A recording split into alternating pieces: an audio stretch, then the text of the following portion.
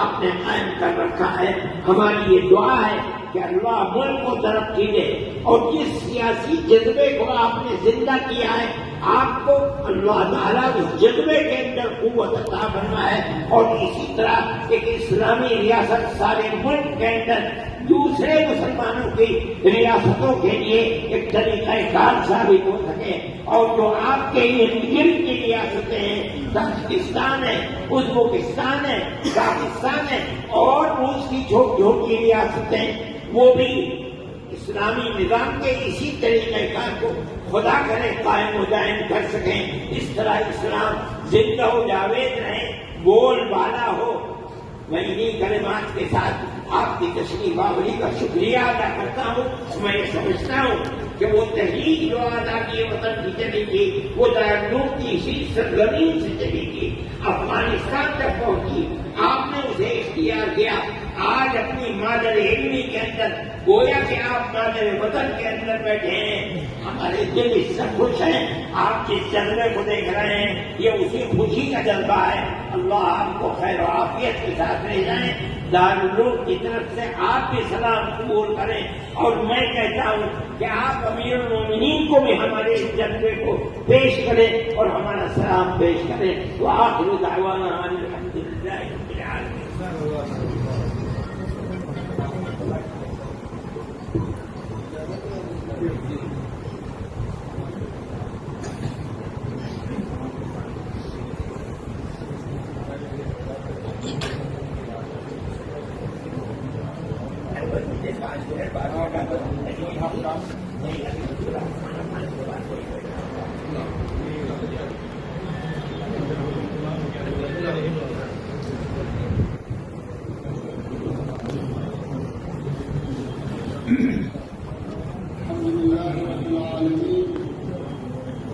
والسلام على رسوله محمد وعلى آله وأصحابه أجمعين.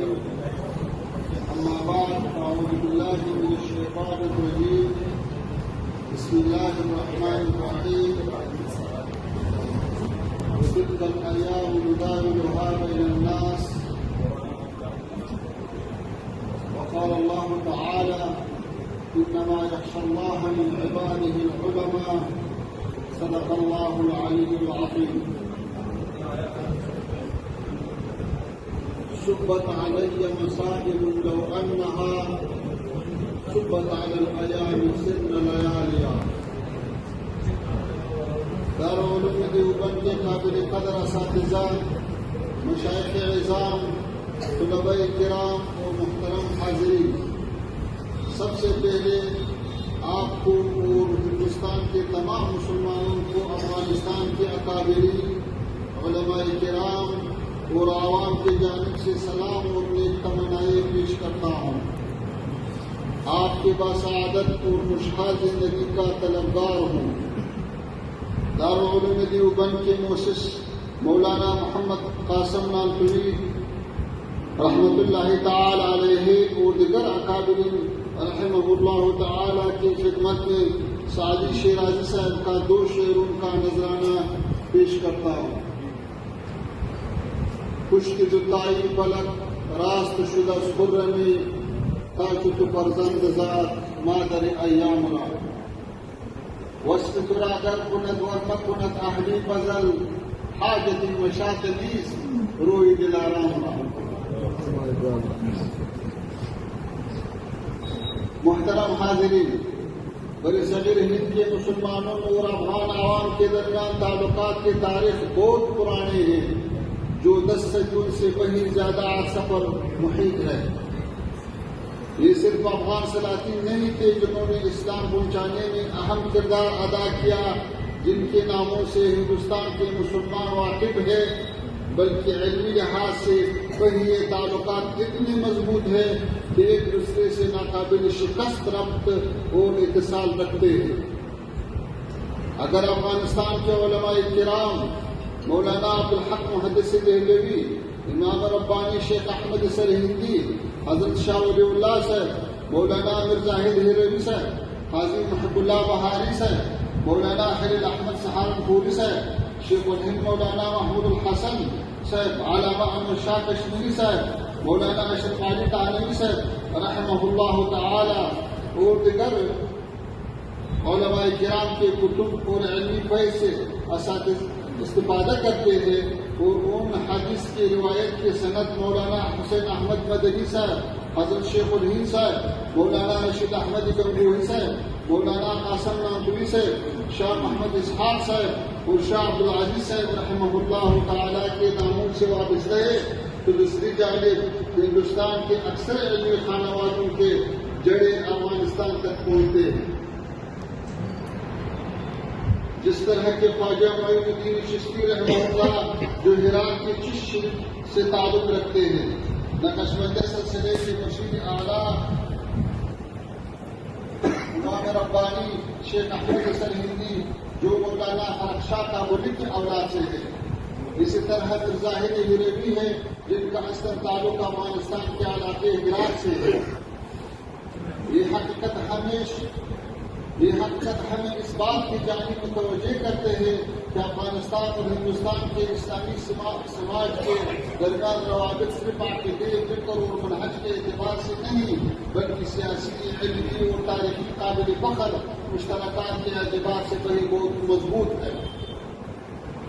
ابھی جب افغانستان میں اللہ تعالیٰ کے فضل سے اسلامی حکومت قائم، امن و امان قائم ہے، ان کے تعمیر نو کے سلسلے میں علمی مراکز بہی اثر نو تعمیر کیے جا رہے ہیں، اور حقیقی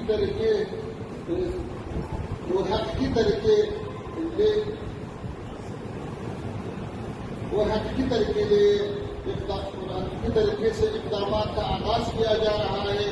ہوتا یہ چاہے کہ ہمارے اسلامی ملک دارالعلوم دیوبند سے طرح دیگر علمی اداروں سے، اس طرح دیگر علمی اداروں سے جیسے مظاہر العلوم سہارنپور، ندوۃ العلماء وغیرہ کے درمیان تعلقات اور آمد و رفت بڑھ جائے تاکہ ایک دوسرے سے افادہ اور استفادہ آسان ہو سکے۔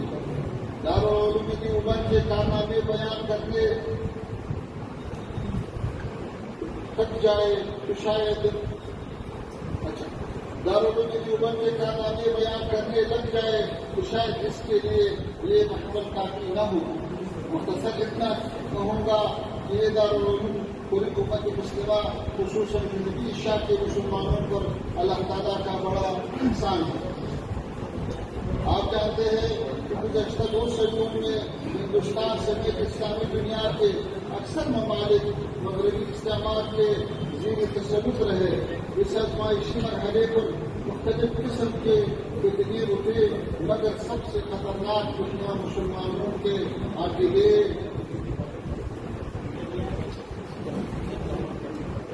اخلاق اور ثقافت کے تحریک اور اس کے خاتمے کی صورت میں درپیش تھی۔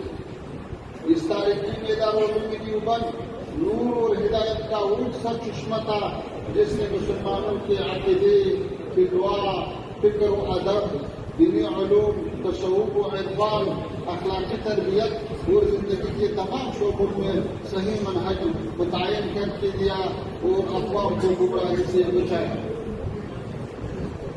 دارالعلوم دیوبند کے مشائخ کرام کا بڑا کارنامہ یہ تھا کہ ہر طرح کے تندرستی، غربت اور مشکلات برداشت کیے، مگر علم، فتوا اور دعوت اسلام کی حجت و خود مختاری کا تحفظ کیا۔ اس دارالعلوم نے مسلمانوں کی دینی منابع کو نہ صرف استعمار کے اثرات سے محفوظ رکھا بلکہ افراد و تفریق اور مختلف منحرف گروہوں کے اثرات سے بچایا، جس کی برکت سے آج الحمدللہ ہم ایک خالص اسلامی منہج سے بہرور ہیں۔ دارالعلوم دیوبند نے مشکلات اور مسائل کے مقابلے میں 1.5 صدی گزرنے کے بعد وہی اپنی اصلیت برقرار رکھی، اعتدال کا راستہ اپنایا، علمی امانت کے میراث کا تحفظ وہی کیا اور اپنے اصولوں پر مضبوطی سے قائم رہے۔ تفسیر، حدیث، فقہ، اصول فقہ اور دیگر اسلامی علوم کے متعلق بے شمار کتابیں اور شروحات لکھ کر شائع کرتے ہیں۔ دیوبند کی علمی روشنی صرف ہندوستان تک محدود نہیں بلکہ اس نے پوری اسلامی دنیا کو منور کر دیا ہے۔ افریقہ، یورپ اور امریکہ تک وہی اس کے خدمات کا سلسلہ پھیلایا ہے۔ ان مساعدة بزور بازونيس كان رخصة خدائی بخشندہ. محترم مشائخ کرام، یہی علماء ہے جو امت کو بیداری اور عمل کی احیاء کا راستہ دکھا سکتے ہیں، اسی کامیابی کی افق تک پہنچا سکتے ہیں. امت مسلمہ کو تفرقہ کے بجائے اتحاد اور علمی بصیرت کی ضرورت ہے، اور دیوبند کا یہ بڑا مرجع اس حوالے سے ہم کردار ادا کر سکتا ہے. السلام علیکم ورحمۃ اللہ علیکم.